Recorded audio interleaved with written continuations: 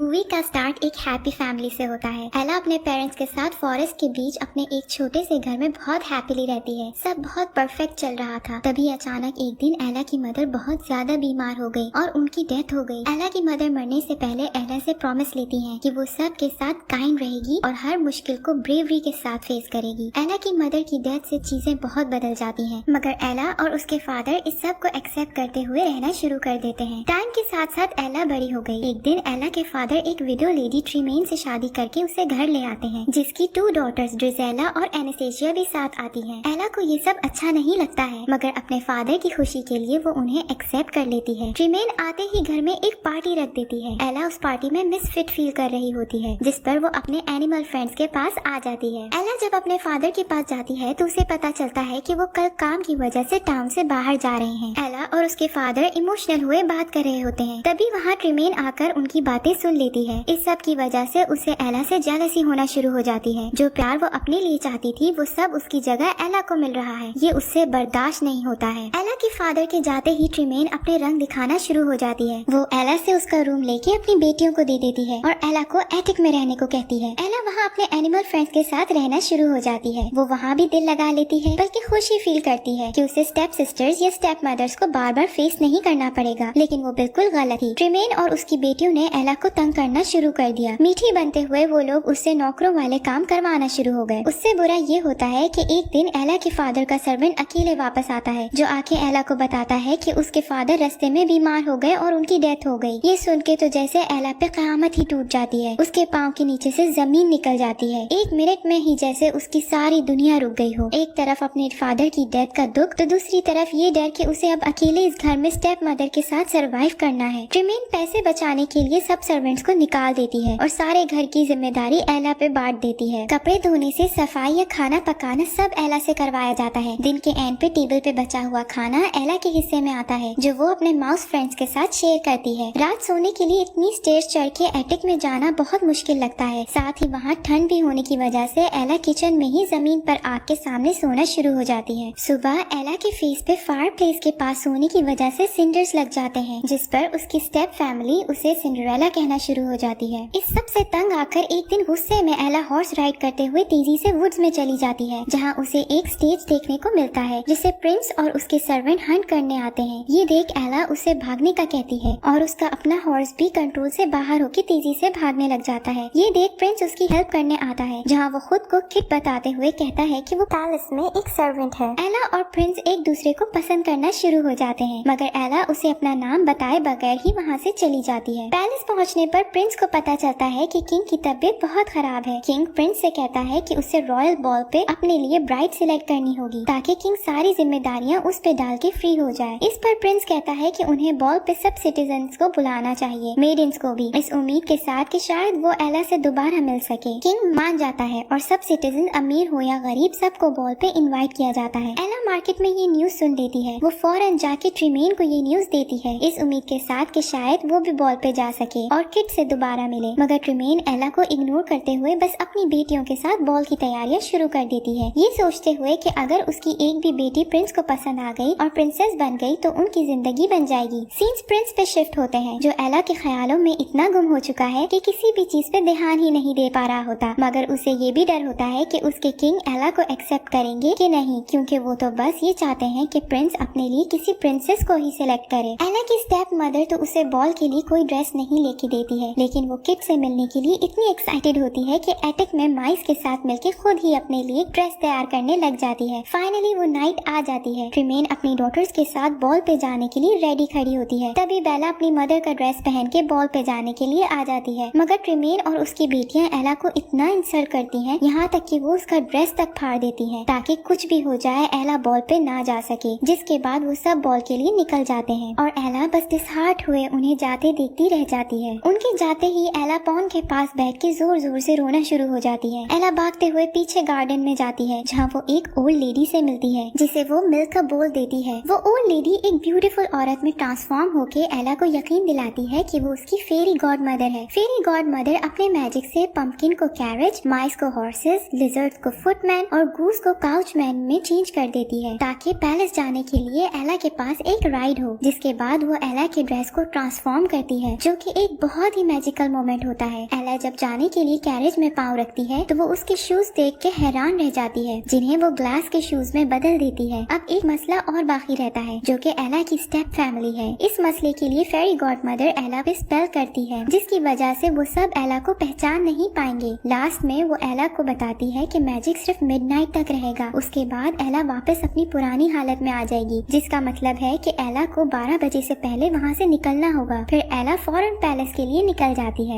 Ball पे सब citizen, हर kingdom की प्रिंसेस पहुँच चुकी होती है, मगर प्रिंस की आंखों को जिसका इंतजार है वो अब तक वहाँ नहीं पहुँची है। ये चीज प्रिंस को कुछ बेचैन सी कर देती है, जिसका अंदाजा किंग लगा लेता है। किंग के सवालों से बचने के लिए प्रिंस एक प्रिंसेस को बात करने के लिए बुला लेता है। बॉल की सेलिब्रेशन स्टार्ट होने ही लगती है कि एंट्री होती है एला की, जिस पर सबकी नजरें उस पर पड़ती हैं और प्रिंस के साथ साथ सब बस उसे ही देखते रह जाते हैं। प्रिंस की खुशी का तो कोई ठिकाना ही नहीं रहता है। वो फौरन एला से मिलने के लिए आगे बढ़ता है। सब लोग साइड पे होके इन दो लवर्स के लिए रास्ता बना देते हैं। एला के लिए अब भी प्रिंस एक सर्वेंट ही है। वो किड से मिलके खुश तो बहुत है, लेकिन हैरान भी हो रही होती है कि सब बस उनको क्यों देख रहे हैं। प्रिंस उसे कहता है कि वो सब बस एला और उसकी खूबसूरती को देख रहे हैं, जिसके बाद दोनों डांस स्टार्ट कर देते हैं। ये एक बहुत ही मैजिकल क्यूट रोमांटिक मोमेंट होता है। एक आम सी लड़की पैलेस में एक प्रिंस के साथ डांस कर रही है। सबकी नजरें बस उन दोनों पे ही होती हैं। ट्रिमेन एला को पहचान तो नहीं पाती है, मगर प्रिंस को ऐसे उसके क्लोज देख के बहुत जेलस होने लग जाती है, जिस पर वो अपनी बेटियों को भी डांस के लिए भेज देती है। डांस के बाद प्रिंस एला को सबके बीच से निकाल के अपने साथ ले जाता है। यहाँ एला को पता चल जाता है कि किट ही प्रिंस है। वो बहुत हैरान तो होती है, मगर किट उसे काम डाउन करते हुए माफी मांग लेता है। यहाँ सब लोगों में फंस मच जाती है कि आखिर वो लड़की है कौन। कोई भी नहीं जानता है कि वो कौन है और कहाँ से आई है। प्रिंस एला को अपने साथ सीक्रेट गार्डन में ले जाता है, जहाँ वो आज तक किसी को नहीं लेके गया था। वहाँ वो एला को स्विंग देता है, तभी उसका शू उतर जाता है, जो प्रिंस नी पे बैठ के खुद एला को पहनाता है। प्रिंस एला से उसकी आइडेंटिटी पूछने की कोशिश करता है, मगर तभी एला को एहसास होता है कि 12 बजने वाले हैं, जिस पर वो प्रिंस से मजीद कोई बात किए बगैर वहाँ से भाग जाती है। किट उसके पीछे भागता है। पैलेस से निकलते हुए एला किंग से मिलती है, जिसे बस इतना कहती है कि उसका बेटा एक बहुत ही अच्छा इंसान है और किट उससे बहुत प्यार करता है। जिसके बाद वो बाहर की तरफ भाग जाती है और किंग बस उसे देखता ही रह जाता है। स्टेयर से उतरते हुए एला के पाँव से शू उतर जाता है। किट के पीछे आने की वजह से वो शू वहीं छोड़ के अपनी राइड में बैठ जाती है। प्रिंस को उसका शू मिल जाता है। प्रिंस शू लेके उसके पीछे जाने लगता है, मगर कैप्टन उसे वहीं रोक के सोल्जर्स के साथ एला के पीछे निकल जाता है। 12 बज जाते हैं और वो सब वापस चेंज होना शुरू हो जाते हैं। ये देख लिजर्ड सोल्जर्स को रोकने के लिए गेट बंद कर देता है। सोल्जर्स को पीछे छोड़ के जब ये लोग निकल आते हैं, सब वापस अपनी पुरानी हालत में आ जाते हैं, सिवाय एला के शू के, जिसका दूसरा हिस्सा प्रिंस के पास है। एला चलते हुए वापस घर की तरफ आती है। रास्ते में बारिश भी शुरू हो जाती है। अचानक पीछे अपनी स्टेप फैमिली की राइड आते देख एला फौरन घर के अंदर जाके शू छुपा देती है। रात एला इस सब के लिए इतनी एक्साइटेड नजर आती है कि फौरन फ्री होके इस सब के बारे में अपनी डायरी में लिखती है। सीन्स पैलेस में शिफ्ट होते हैं, जहाँ किंग की तबीयत बहुत खराब हो जाती है। वो अपने आखिरी टाइम में अपने बेटे के लिए वो सब करना चाहता है जो कोई भी अच्छा फादर करेगा। इसलिए किंग अपनी पसंद प्रिंस पे इम्पोज करने के बजाय उसे अपनी पसंद से शादी करने की परमिशन दे देता है। किंग प्रिंस से कहता है कि वो जितनी जल्दी हो सके उस लड़की को ढूंढ ले। ये कहते ही किंग की डेथ हो जाती है। किट न्यू किंग बन के लोगों में ये खबर फैला देता है कि वो लड़की आकर प्रिंस को दूसरा शू दिखाए और अगर उसकी विश हुई तो किंग उससे शादी भी कर लेगा। ये सुन के एला खुशी खुशी घर की तरफ जाती है और एटेक में जाके शू ढूंढने लग जाती है। तभी उस पर रिवील होता है कि ट्रिमेन ने वहाँ उससे पहले पहुँच के शू ले लिया है। ट्रिमेन एला को कहती है कि वो सिर्फ तभी एला को किट से शादी करने देगी अगर एला उन सब को अपने साथ पैलेस ले जाए और अपनी स्टेप सिस्टर्स की शादी किसी रिस्पेक्टेबल आदमियों से करवाएगी। एला के मना करने पर ट्रिमेन शू लिए एला को एटिक में लॉक करके चली जाती है। ट्रिमेन शू का टूटा हुआ पार्ट ग्रैंड ड्यूक के पास लाती है, जो उसकी बेटियों की शादी करवाने के लिए तैयार हो जाता है, सिर्फ इस कंडीशन पे कि वो एला को हमेशा के लिए हिडन ही रखेगी। ट्रिमेन मान जाती है। ग्रैंड ड्यूक शू का टूटा पार्ट प्रिंस को दिखाता है और झूठ बोलता है कि वो लड़की खुद को छुपा रही है। किट उसकी बात नहीं सुनता है और कहता है कि कुछ भी हो जाए वो उसे ढूंढ के ही रहेगा। ग्रैंड ड्यूक किट से प्रॉमिस लेता है कि अगर वो लड़की ना मिली तो किट उस प्रिंसेस से शादी कर लेगा जिसे उसके फादर ने मरने से पहले पसंद किया था। किट मान जाता है। ग्रैंड ड्यूक किट को पैलेस में ही रहने का बोल के खुद कैप्टन के साथ हर घर और गली में जाके किंगडम की हर लड़की को शू पहना के ट्राई करता करता है मगर किसी को भी शू पूरा नहीं आता है। फाइनली वो लोग एला के घर पहुंच जाते हैं जहां एला की स्टेप सिस्टर्स को भी शू पूरा नहीं आता है। तभी एक बर्ड एटिक का डोर खोल देती है और एला की सिंगिंग की आवाज बाहर आनी शुरू हो जाती है। कैप्टन उस लड़की को बुलाने का कहता है मगर ट्रिमेन कहती है कि वहाँ कोई नहीं है। ग्रैंड ड्यूक भी वापस जाने के लिए जोर डालता है। उसी दौरान किड जो कि सोल्जर्स के बीच में छुपा हुआ सारा टाइम उनके साथ था खुद को सबके सामने लाता है और उस लड़की को मिलने का ऑर्डर देता है, जिस पर कैप्टन जाके एला को एटिक से लेके आता है। किंग एला को मैरिज के लिए प्रपोज करते हुए वो शू पहनाता है, जिसके बाद एला किंग के साथ पैलेस के लिए निकल जाती है। जाते जाते वो अपनी मदर को किया हुआ प्रॉमिस पूरा करते हुए ट्रिमेन और उसकी बेटियों को माफ करके जाती है। लास्ट सीन्स में एला और किड शादी कर लेते हैं। किड सारी किंगडम के सामने अपनी क्वीन को किस करता है और फिर वो दोनों हमेशा साथ खुशी खुशी रहते हैं। यही एक हैप्पी एंडिंग हो जाती है।